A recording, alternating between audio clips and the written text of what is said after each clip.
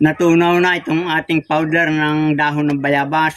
At itong pag-inom nito kung ating itutuloy-tuloy ng 1 buwan o ang akin namang ibabahagi ngayon, mga kabayan, ay ang paggagawa ng guava leaves powder. At ito ay napakaraming health benefits sa ating kalusugan.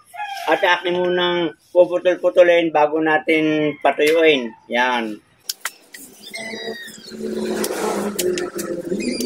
Ito mga kabayan, ay hindi ko nahihimayin dito ng isa-isa. Saka ko na lang hihimayin kapag ito'y tuyo na. At ito ay aking ibibitin dito sa hangin natin patutuyuin. Yung natin patuyuin ay atin munang huhugasan ng maayos. Dahil kapag ating ibinitin ng ganito mga kabayan, mas madali ang magpatuyo. Hindi na didikit sa ating paglalagyan mga basket yung kanyang tubig. Tutulo na siya diretso sa lupa. Saka madaling matuyo ito. Ating alasing maigay mga gabok. Ito mga kabayan, pagkatapos natin malinisan ng 2 beses at mahugasan natin, matanggal ang mga dumi at alikabok, ito yan.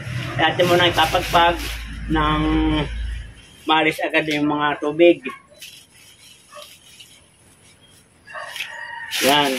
At ngayon natin ang sasabit, itatali. Pagka pwede na nating i-blend, yung malutong na dahon, atin ang i-blend.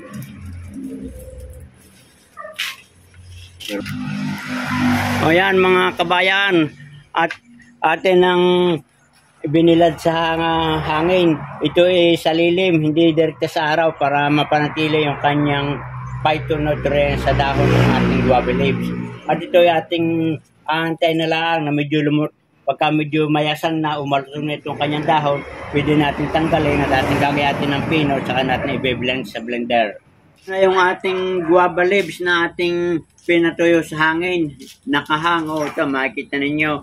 Ngayon ay atin ang gagawin guava leaves at atin ang tatanggalin siya sa kanyang tangkay. Ito.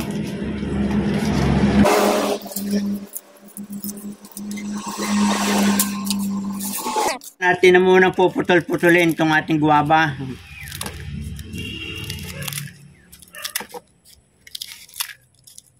Kailangan ating pinuhin muna bago ilagay sa blender para madali siyang ma-powder.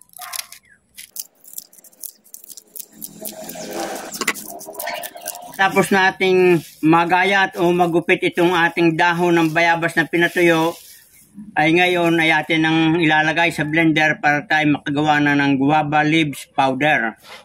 Atin ang ilalagay itong ating pinatuyong dahon ng bayabas or guava.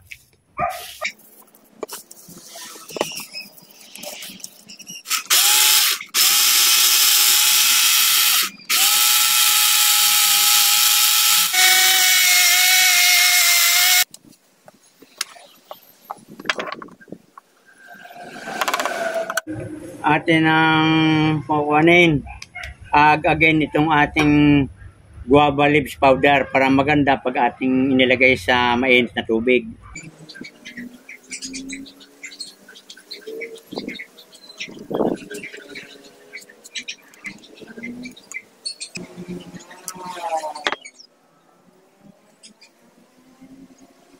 Makikita nyo pinong-pino itong ating guava leaves powder.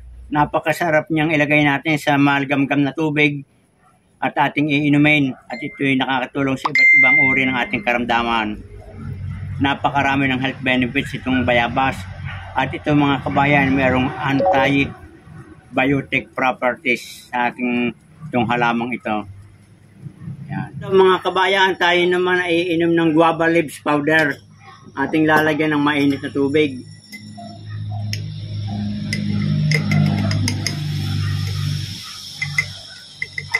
Yan, isang kutsara, mga kabayan. Biski hindi itong puno. Yan. Lalagyan ng maligamgam, mainit na tubig. Kung gusto naman nyo, maglaga kayo para napakainit.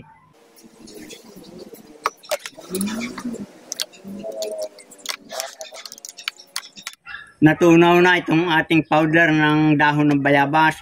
At itong pag-inom nito kung ating itutuloy-tuloy ng 1 buwan o hanggang 2 buwan, ito ay nakakapagpababa ng ating bad cholesterol. Nakakatulog din sa ating blood sugar At ito ay ang gagawin ko kabayan, ay ating lalagyan muna ng honey. At yun naman paglalagay ng honey, optional. Kung meron kayo, maglagay. Kung wala naman, ay di huwag nating lagyan. Pwede man nating inumin. At yun munang lalagyan para medyo masarap-sarap yung lasa.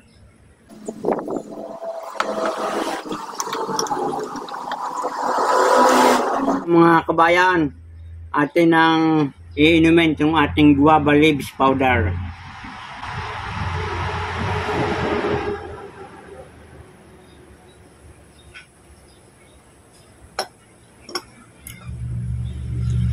Medyo mapait-pait mga kabayan, pero kayang-kaya naman nating inumin. Ang kailangan ay salang-sala pang maigi.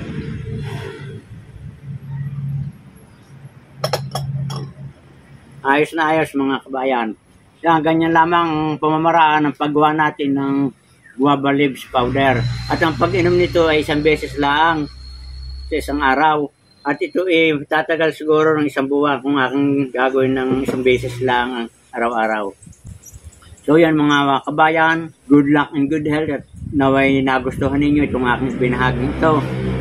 At kung inyong nagustuhan, paki-share, paki-follow, like and subscribe para maraming tao makaalam at matuto ng ganitong pamamaraan. Magandang araw kabayan.